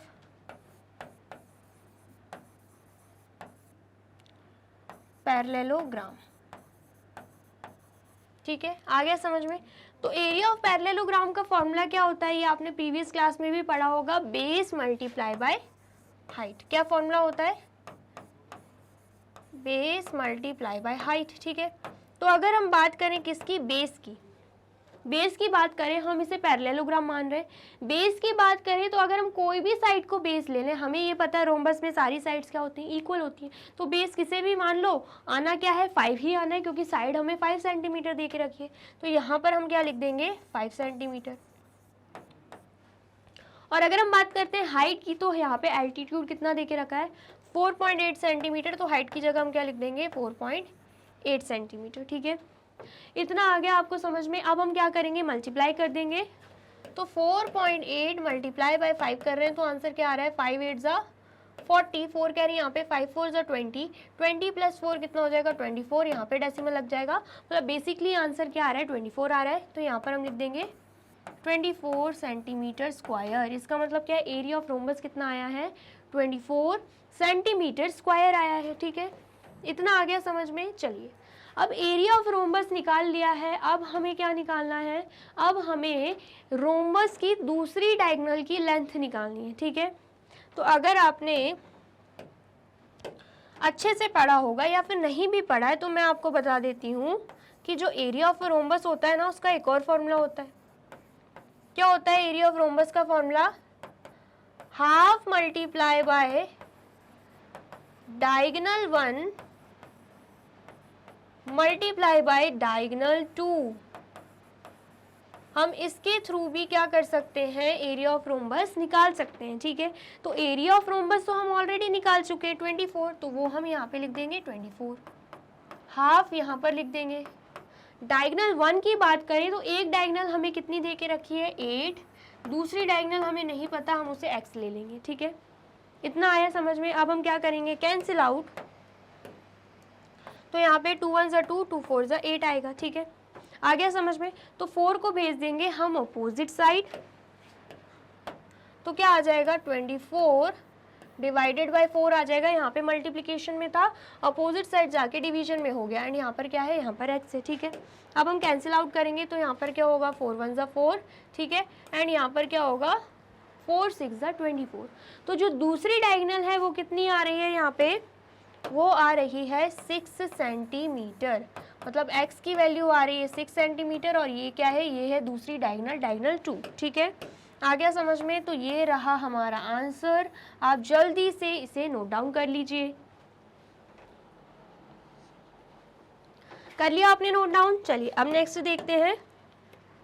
next क्या है, क्वेश्चन 7। क्वेश्चन 7 क्या है, the floor of a building consist of 3000 tiles which are rhombus shaped and each of its diagonals are 45 centimetre and 30 centimetre in length. Find the total cost of polishing the floor if the cost per meter square is ₹4। बोला जा रहा है कि जो floor है building का, ठीक है, उसमें कितनी टाइल्स लगी हुई हैं, 3000 टाइल्स लगी हुई हैं। ठीक है, जो कि रोम्बस शेप की है, मतलब हर एक टाइल जो है वो रोम्बस शेप की दे के रखी है। ठीक है, जिसमें अगर डायगोनल्स की बात करें तो 45 सेंटीमीटर है एंड 30 सेंटीमीटर है। रोम्बस की जो डायगोनल्स रहते हैं उनकी लेंथ हमें दे के रखी है 45 सेंटीमीटर एंड 30 सेंटीमीटर। ठीक है, हमें क्या फाइंड आउट करना है, total cost of polishing the floor. अगर हम फ्लोर को क्या कर रहे हैं, पॉलिश कर रहे हैं, तो कितनी कॉस्ट लगेगी। अगर पर मीटर स्क्वायर मतलब 1 मीटर स्क्वायर कॉस्ट कितनी लग रही है, ₹4 लग रही है। ठीक है, आगे समझ में। अब फ्लोर का निकालना है तो फ्लोर का एरिया जानना बहुत ही ज़्यादा ज़रूरी है ना। जब तक फ्लोर का एरिया नहीं पता होगा तब तक हम total cost of polishing the floor कैसे निकालेंगे, फ्लोर को पॉलिश करने की कॉस्ट कैसे निकालेंगे। ठीक है, आया समझ में। तो उसके लिए हम क्या करेंगे, सबसे पहले तो हमें जो इन्फॉर्मेशन दे के रखी है वो एक टाइल की दे के रखी है, रोम्बस शेप की एक टाइल है जिसकी हमें यहाँ पे डायगोनल्स की हमें यहाँ पे लेंथ दे के रखी है। ठीक है, तो जब हम उस रोम्बस का एरिया निकाल लेंगे, मतलब एक टाइल का एरिया निकल जाएगा, एक टाइल का एरिया रोम्बस के एरिया के बराबर होगा, है ना। एक टाइल का एरिया निकल गया, फिर 3000 टाइल्स का एरिया तो हम निकाल ही देंगे मल्टीप्लाई करके, है ना। तो जैसे ही 3000 टाइल्स का एरिया निकल जाएगा, उसका मतलब क्या होगा कि हमने पूरे फ्लोर का ही एरिया निकाल लिया है। ठीक है, आया समझ में। फिर कॉस्ट भी निकल जाएगी। कैसे, एक एक करके करते हैं। सबसे पहले अगर हम बात करें किसकी, अगर हम बात करते हैं area of rhombus shaped rhombus shaped tile की, ठीक है, आया समझ में। तो यहाँ पर फॉर्मूला क्या रहेगा, half multiply bye diagonal 1 multiply by diagonal 2, यही मैंने आपको बताया था, है ना, यही बताया था मैंने आपको। तो सबसे पहले अगर आप ध्यान से देखो, यहाँ पर मीटर स्क्वायर हमें इंफॉर्मेशन दे के रखी है एंड यहाँ पर सेंटीमीटर में हमें डायगनल्स की लेंथ दे के रखी है। तो अब हम क्या करेंगे, या तो मीटर को सेंटीमीटर में कन्वर्ट या सेंटीमीटर को मीटर में कन्वर्ट करेंगे, लेकिन यहाँ पर मीटर स्क्वायर में दे के रखा है तो हमारे लिए वही ईजी रहेगा कि हम सेंटीमीटर को मीटर में कर दें, ठीक है। तो जब हमें पता है 1 centimetre is equal to 1/100 metre होता है ना, तो 45 सेंटीमीटर क्या रहेगा, 45/100 मीटर। डेसिमल में कन्वर्ट करेंगे तो क्या आएगा, 0.45 मीटर। अब डेसिमल में कैसे कन्वर्ट होता है ये आपको बताना है क्या, क्योंकि आपको ऑलरेडी आता होगा, 7th क्लास से सीखते आ रहे हो कि फ्रैक्शन को डेसिमल में कन्वर्ट कैसे करते हैं, ठीक है। देन उसके बाद ऐसे ही अगर हम बात करें 30 सेंटीमीटर की, तो वो भी क्या रहेगा, 30/100 रहेगा, तो क्या आ जाएगा, 0.30 मीटर आ जाएगा। आ गया समझ में। चलिए, तो ऐसे ही अगर हम बात करें हाफ मल्टीप्लाई बाय डायगनल 1 की, तो डायगनल 1 कितना आया है, 45 सेंटीमीटर है, जिसको हमने 0.45 बना दिया।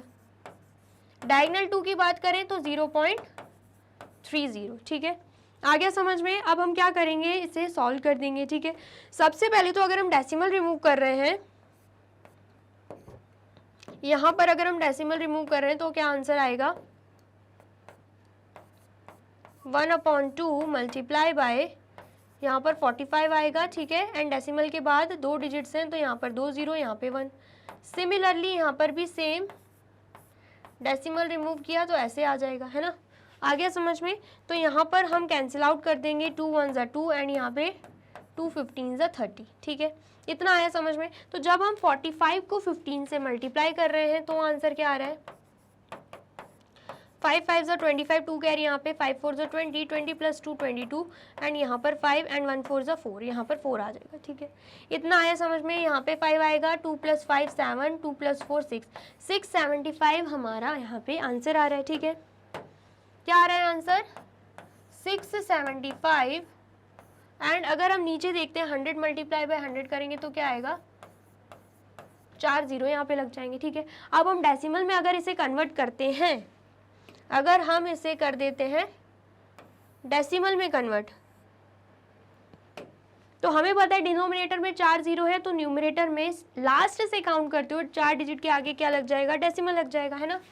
तो यहाँ पर 5 7 6 तीन ही डिजिट है, हमें तो 4 डिजिट के आगे डेसिमल लगाना है, तो 1 0 यहाँ पर लगा देंगे, यहाँ पर डेसिमल, यहाँ पर भी 0, ठीक है, आ गया समझ में। मतलब बेसिकली आंसर क्या आ रहा है, बेसिकली हमारा आंसर आ रहा है 0.0675 एंड साथ में क्या लग जाएगा, मीटर स्क्वायर लग जाएगा। मीटर स्क्वायर क्यों लगा है, क्योंकि हमने निकाला है एरिया, ठीक है, area of rhombus shaped tile निकाली है, जिसका एरिया क्या है, 0.0675 मीटर स्क्वायर, ठीक है, इतना आ गया। चलिए, उसके बाद क्या करना है, ये आपने नोट डाउन कर लिया होगा, मैं इसे रब कर देती हूँ।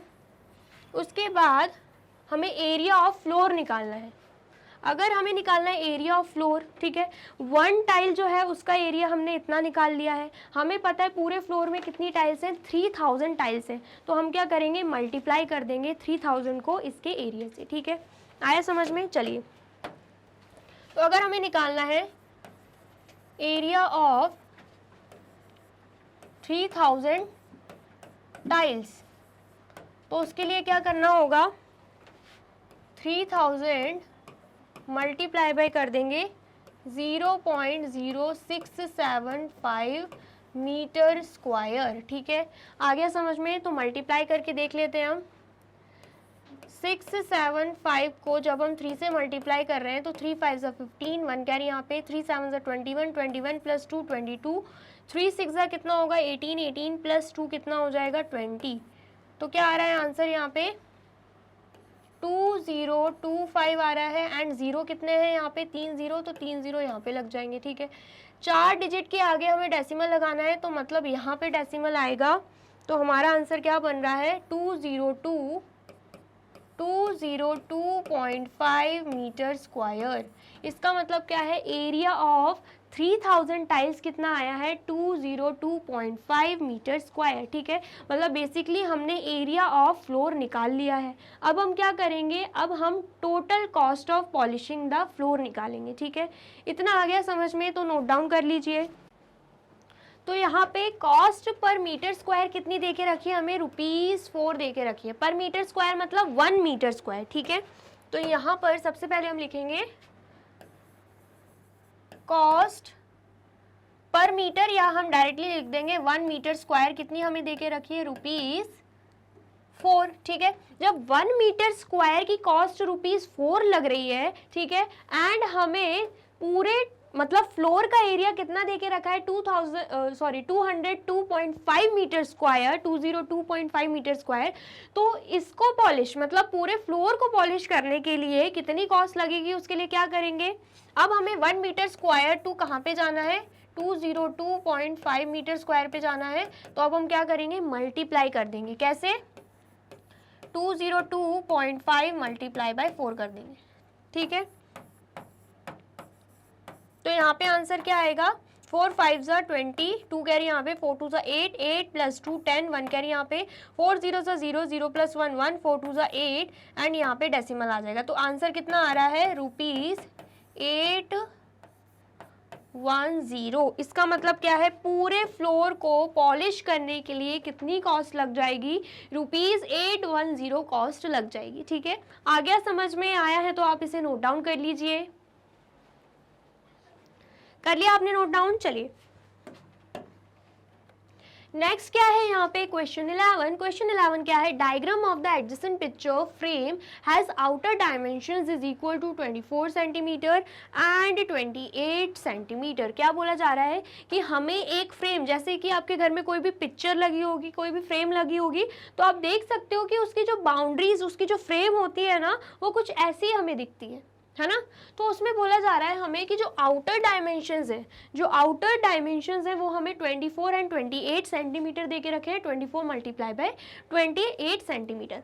एंड इनर डायमेंशंस की बात करें तो ये जो इनर डायमेंशंस है वो 16 सेंटीमीटर एंड 20 सेंटीमीटर दे के रखे हुए हैं। ठीक है, find the area of each section of the frame. हमें बोला जा रहा है कि हमें हर एक सेक्शन जो है फ्रेम का, उसका एरिया फाइंड आउट करना है। ठीक है, आया समझ में, हर एक सेक्शन का हमें एरिया फाइंड आउट करना है।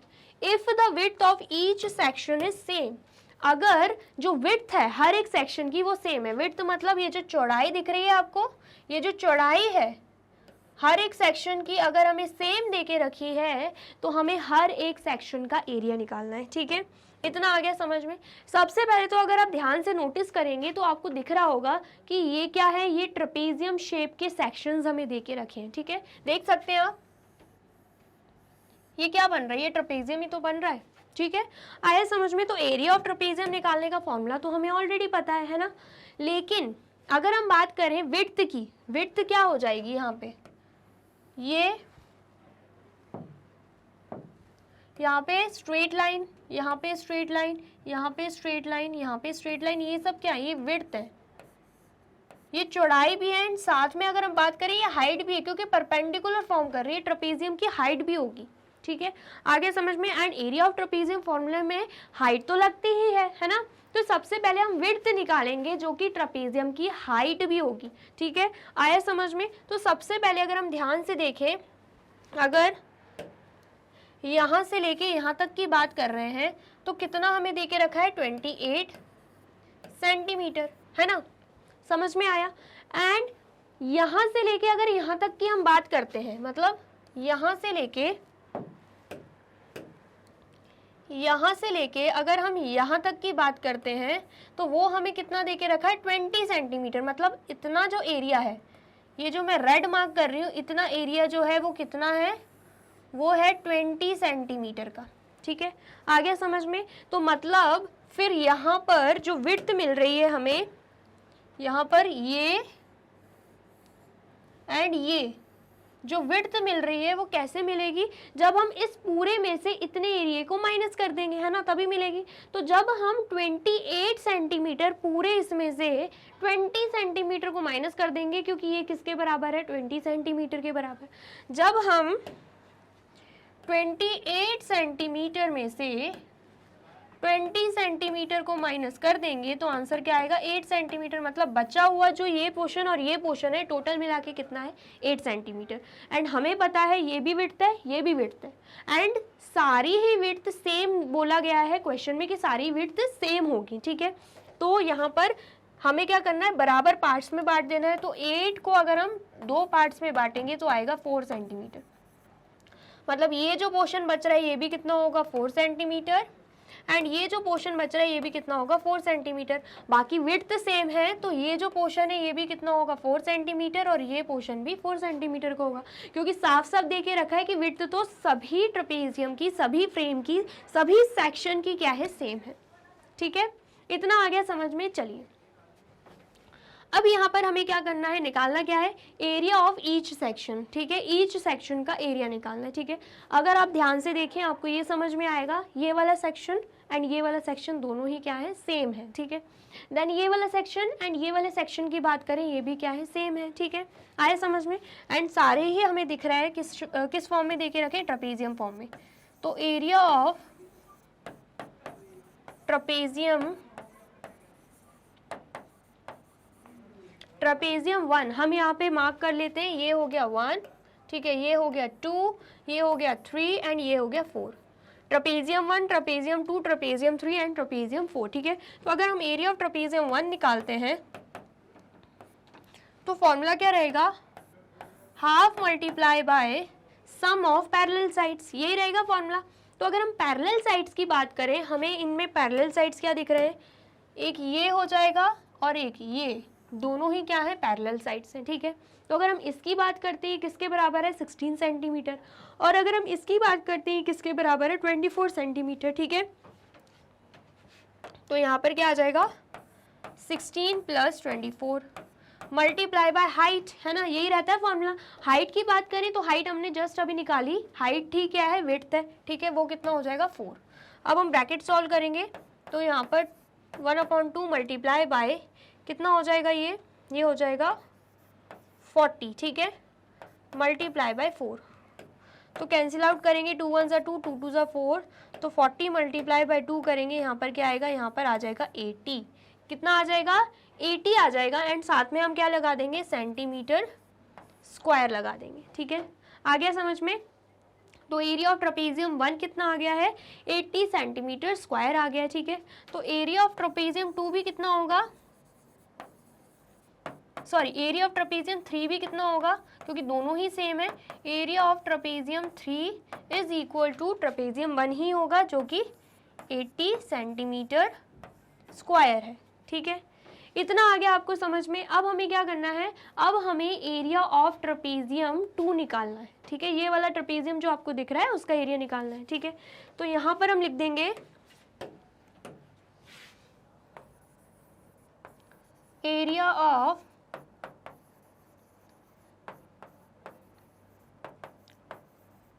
ट्रेपेजियम 2, ठीक है। तो हाफ मल्टीप्लाई बाय, अगर हम पैरेलल साइड्स की बात करते हैं तो यहाँ पर पैरेलल साइड्स क्या है, एक है 28 और एक है यहाँ पे 20, ठीक है। यहाँ पर अगर हम पैरेलल साइड्स की बात करें तो क्या दिख रही है, एक ये हो जाएगी और एक ये हो जाएगी। इसकी बात करें ये 28 है और इसकी बात करें ये हमें 20 दिख रहा है, ठीक है। आया समझ में। तो यहाँ पर हम लिख देंगे 28 + 20 मल्टीप्लाई बाय हाइट की बात करें तो वो तो सेम है, वो भी 4, ठीक है। अब हम क्या करेंगे, अब हम सॉल्व करेंगे तो आंसर क्या आएगा, यहाँ पर कर लेते हैं, हाफ मल्टीप्लाई बाय 28 + 20 कितना होगा, 48 मल्टीप्लाई बाय 4, ठीक है। अब हम कैंसिल आउट करेंगे, 2 1 2, 2 2 4। तो 48 को जब हम 2 से मल्टीप्लाई करेंगे तो आंसर क्या आएगा, 2 8 16, 1 कैरी यहाँ पे, 2 4 8, 8 + 1 9। तो हमारा आंसर आ रहा है 96। एंड साथ में क्या लग जाएगा, साथ में लग जाएगा सेंटीमीटर, स्क्वायर। इसका मतलब क्या है, एरिया ऑफ ट्रेपेजियम 2 कितना आ चुका है, 96 सेंटीमीटर स्क्वायर, है ना। तो एरिया ऑफ ट्रेपेजियम 4 भी कितना होगा, एरिया ऑफ ट्रेपेजियम 4 की अगर हम बात करें वो किसके इक्वल है, 2 के ही इक्वल है, मतलब उसका एरिया भी कितना होगा, 96 सेंटीमीटर स्क्वायर हो जाएगा। ठीक है, इतना आ गया, समझ में आया है तो आप जल्दी से इसे नोट डाउन कर लीजिए।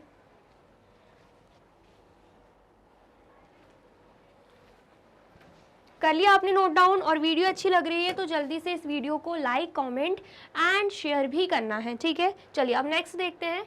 नेक्स्ट हमें क्या टॉपिक दे के रखा है, सॉलिड शेप्स। अगर हम बात करते हैं सॉलिड शेप्स की तो ये क्या होते हैं, ये होते हैं 3 डायमेंशनल शेप्स। ठीक है, जिसे हम क्या बोलते हैं, 3D शेप्स भी बोलते हैं, 3D शेप्स। आ गया समझ में। चलिए सॉलिड्स के बारे में क्या देके रखा है, object having fixed shape and size and occupying fixed space are called solids. बोला जा रहा है वो ऑब्जेक्ट्स जिनके फिक्स्ड शेप होते हैं और साइज होते हैं, ठीक है, और फिक्स्ड स्पेस को वो ऑक्यूपाई करते हैं, उन्हें हम क्या बोलते हैं, सॉलिड्स बोलते हैं। ठीक है, आया समझ में। फॉर एग्जाम्पल हम ले लेते हैं ये बुक क्या है, ये बुक सॉलिड है। कैसे, क्योंकि अगर हम इस बुक की बात करें, इसका एक फिक्स्ड शेप आपको दिख रहा होगा, किस शेप में है, क्यूबॉइड शेप में है। ठीक है, फिक्स्ड साइज भी दिख रहा होगा, है ना। देन उसके बाद ऑक्यूपाइंग फिक्स्ड स्पेस, ये एक फिक्स्ड स्पेस ऑक्यूपाई करती है। कैसे, अगर इस बॉक्स को हम छोटे से पॉकेट में या हमारी पैंट की पॉकेट होती है उसमें रखने की कोशिश करेंगे, क्या घुसेगी, ये बुक चली जाएगी क्या, नहीं जाएगी ना। क्यों, क्योंकि ये फिक्स्ड स्पेस ऑक्यूपाई करती है। अगर हम इसे अपने स्कूल बैग में रखने की कोशिश करेंगे तो ये बिल्कुल चली जाएगी। ठीक है, क्योंकि इसकी एक फिक्स्ड स्पेस है। ठीक है, आया समझ में। तो इसे हम क्या बोलेंगे, इसे हम सॉलिड बोलेंगे। क्या बोलेंगे, हम सॉलिड बोलेंगे। ठीक है, आया समझ में। तो वही चीज बोली जा रही है यहाँ पे, solid occur in various geometrical shapes. बोला जा रहा है कि जो सॉलिड है वो क्या है, ज्योमेट्रिकल शेप्स है। These shapes are known as 3 dimensional figures, जिन्हें हम क्या बोलते हैं, 3 डायमेंशनल फिगर्स भी बोलते हैं। ठीक है, आया समझ में।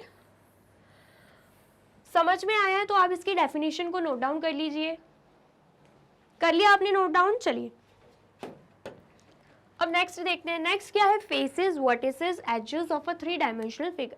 3 डायमेंशनल फिगर में फेसेस क्या रहते हैं, वर्टिसेस क्या रहते हैं एंड एजेस क्या रहती हैं, वो हमें यहाँ पे दे के रखा है। ठीक है, अगर हम बात करते हैं फेसेस की, each flat part of a solid is called its face.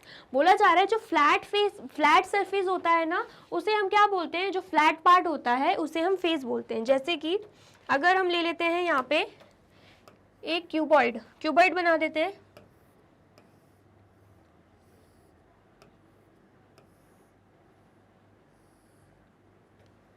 ठीक है, यहाँ पे हम क्या कर रहे हैं, क्यूबॉइड ड्रॉ कर रहे हैं। ठीक है, इसमें अगर हम फेस की बात करें तो फेस क्या हो जाएगा, जो आपको यहाँ पे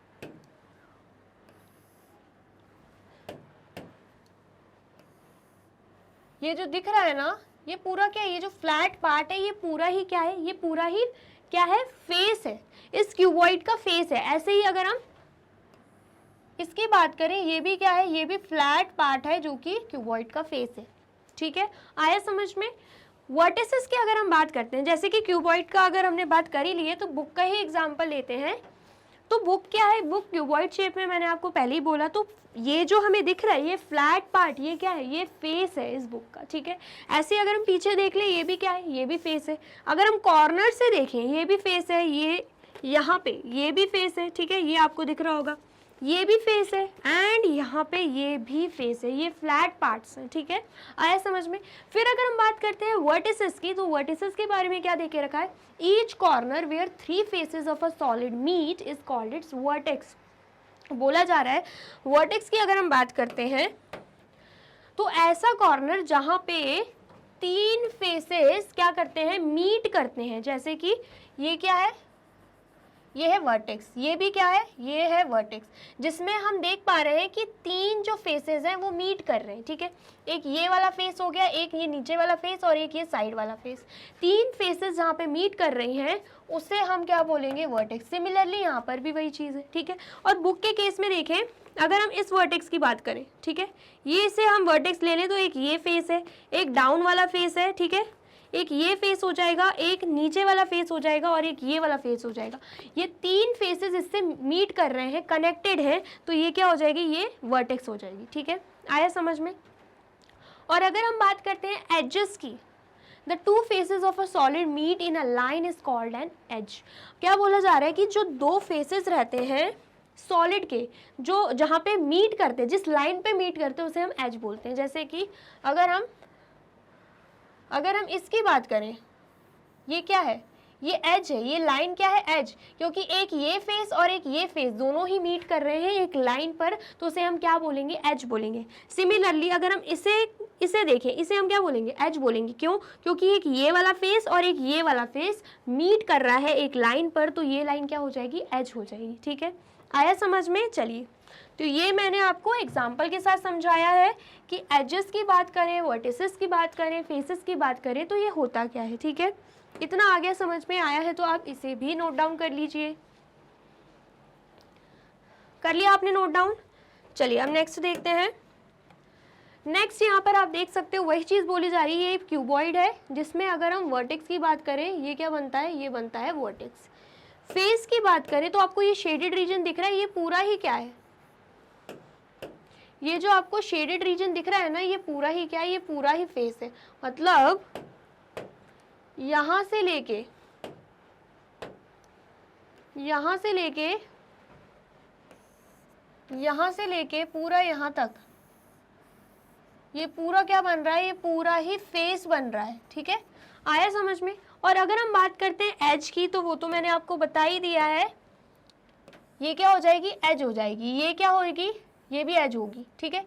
इसे हम क्या बोलेंगे, इसे भी हम एज बोलेंगे। ये जो लाइन है जहाँ पर 2 फेसेस मीट करते हैं उन्हें हम क्या बोलते हैं, एज बोलते हैं, ठीक है। आया समझ में। और रही बात वर्टेक्स की, तो वर्टेक्स में क्या होता है, 3 फेसेस मीट करते हैं। अगर हम वर्टेक्स की बात करें,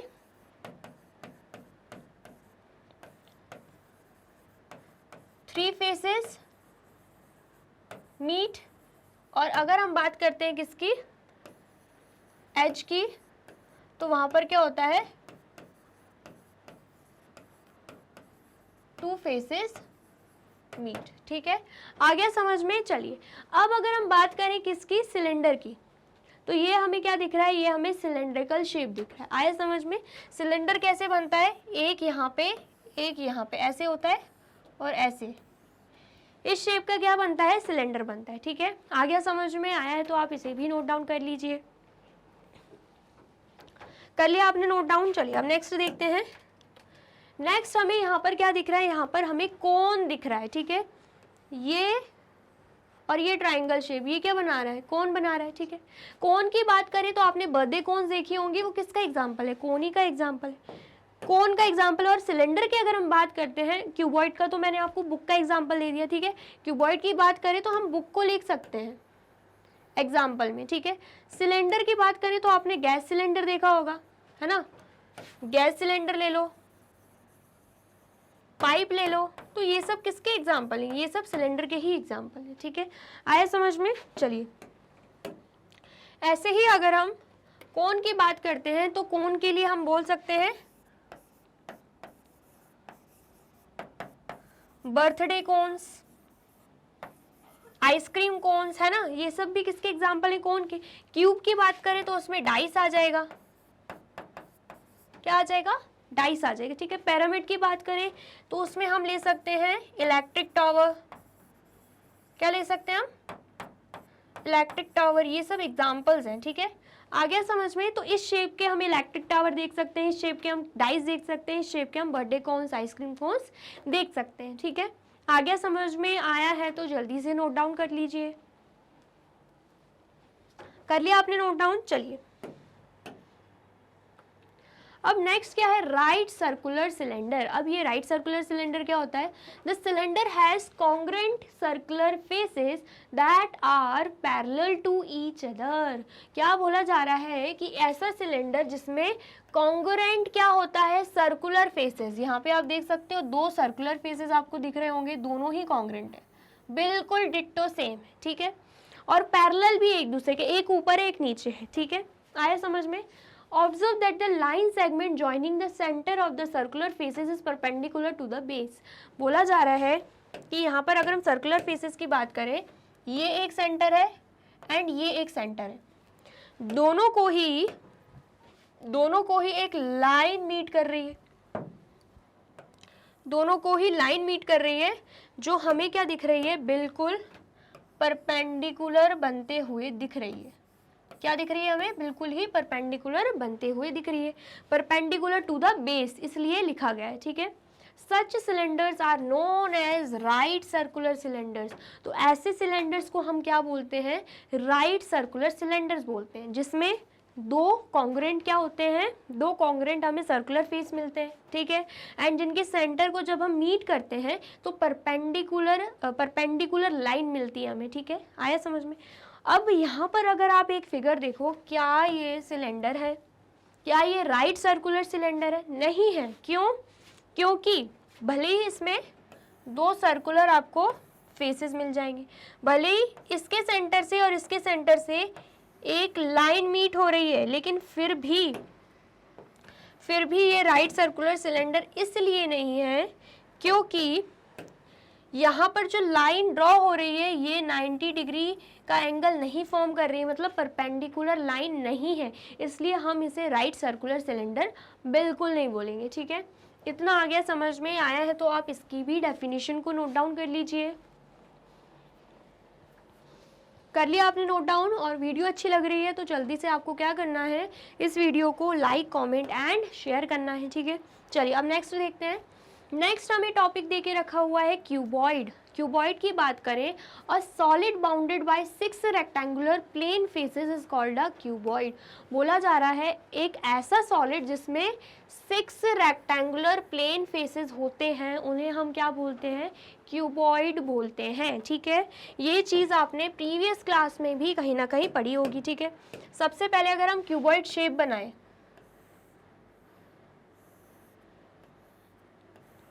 अगर हम यहाँ पे बना रहे हैं क्यूबॉइड शेप, ये हमने क्या बना लिया, क्यूबॉइड शेप। तो इस क्यूबॉइड शेप में आपको 6 रेक्टेंगुलर फेसेस देखने को मिलेंगे। देख लीजिए, एक फेस ये हो गया रेक्टेंगल शेप का, ठीक है, 1, दूसरा फेस ये हो गया 2, तीसरा फेस ये हो गया 3, चौथा फेस ये हो गया 4, पांचवा फेस ये हो गया 5 एंड छठा फेस ये नीचे वाला। कितने फेस मिल गए हमें, 6 फेस मिल गए, ठीक है। तो वही चीज़ बोली जा रही है, जिस सॉलिड में हमें 6 रेक्टेंगुलर फेस मिलते हैं उसे हम क्यूबॉइड बोलते हैं, ठीक है। फॉर एग्जाम्पल यहाँ पे हमें मैच बॉक्स दे के रखा हुआ है। मैच बॉक्स आपने देखा होगा, वो भी किस शेप में रहता है, क्यूबॉइड शेप में रहता है, ठीक है। चॉक बॉक्स देखा होगा, वो भी क्यूबॉइड शेप में रहता है। टी पैकेट, ब्रिक देखी होगी, टाइल देखी होगी, बुक तो मैंने जस्ट अभी एग्जांपल दिया ही है आपको।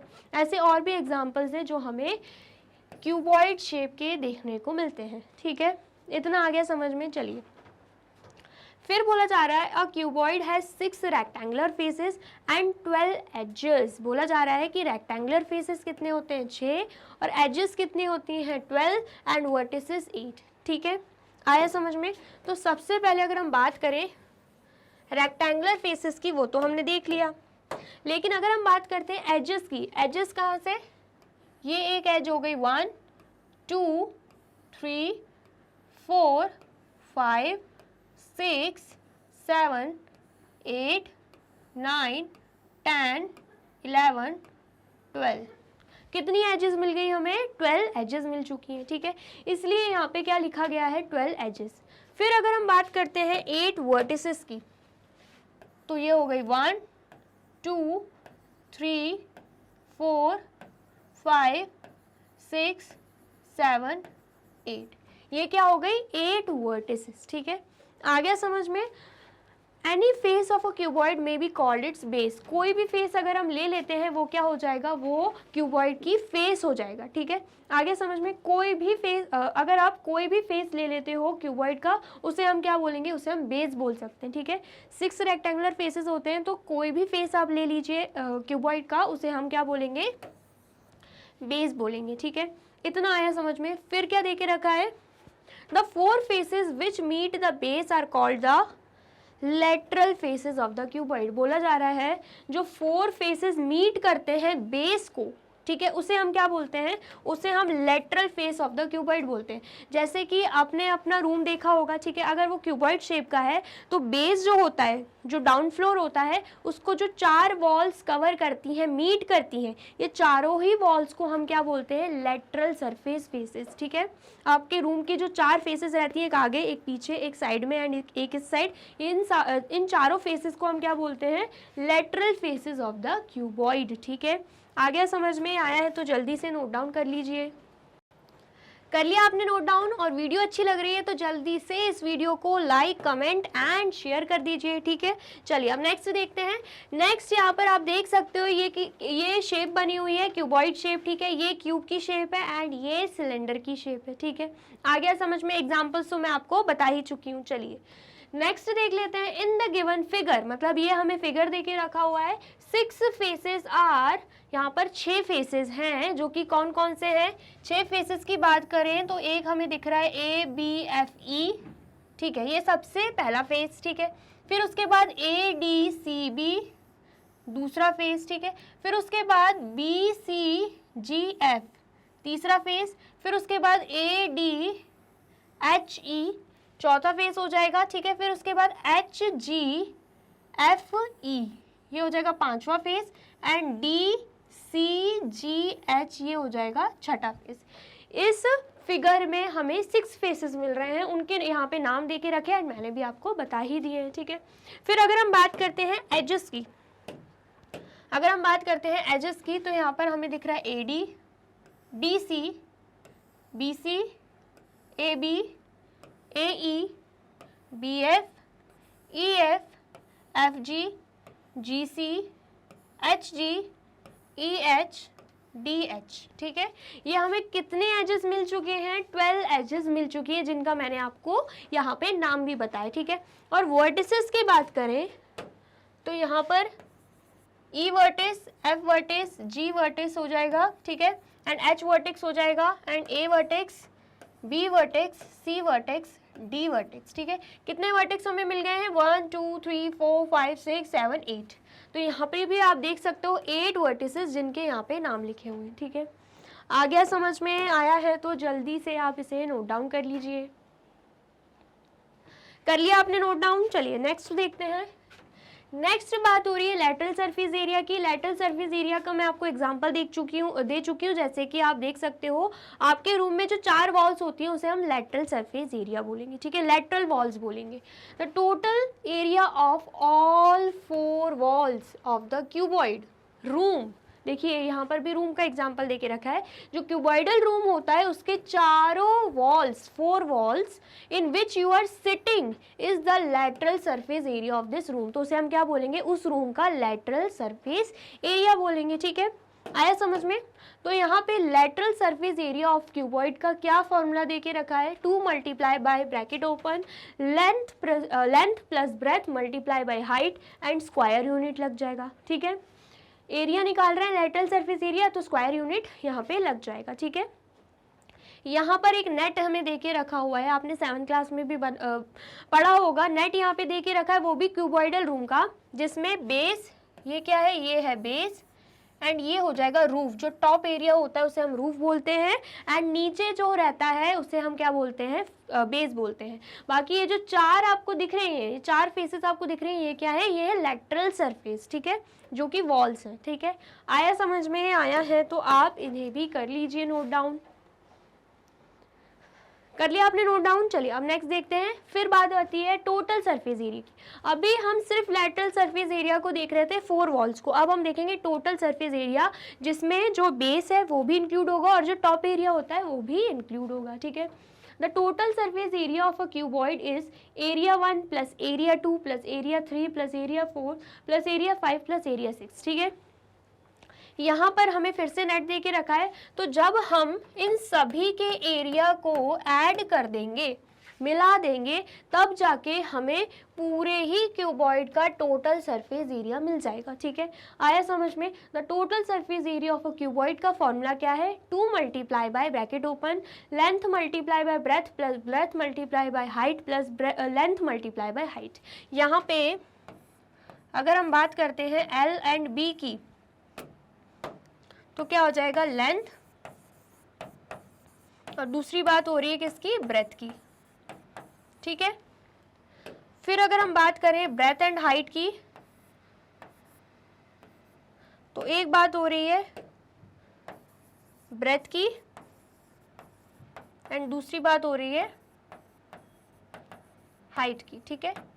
मल्टीप्लिकेशन का साइन, मतलब बीच में क्या हो रहा है? मल्टीप्लाई हो रहा है, यहाँ पर भी सेम। फिर अगर हम बात करें LH की,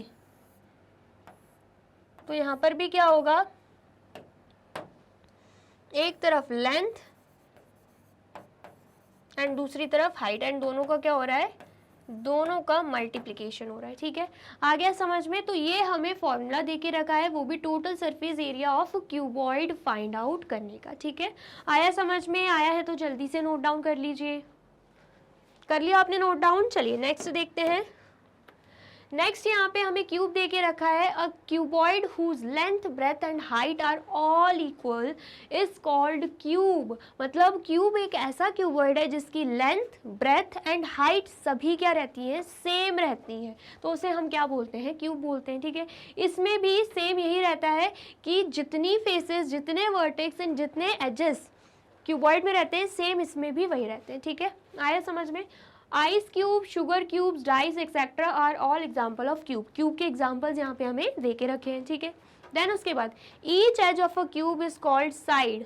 मतलब जो भी एज रहती है ना क्यूब की, एज क्या रहेगी? यहाँ पर आप देख सकते हो A B, B F, F E, A E, ये सब क्या है? एजेस हैं, है ना।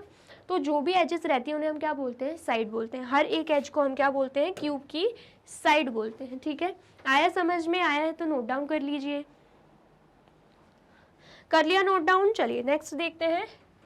यहाँ पर अब हमें दे के रखा हुआ है total surface area of cube. अगर हमें क्यूब का टोटल सरफेस एरिया निकालना तो उसका फॉर्मूला क्या है?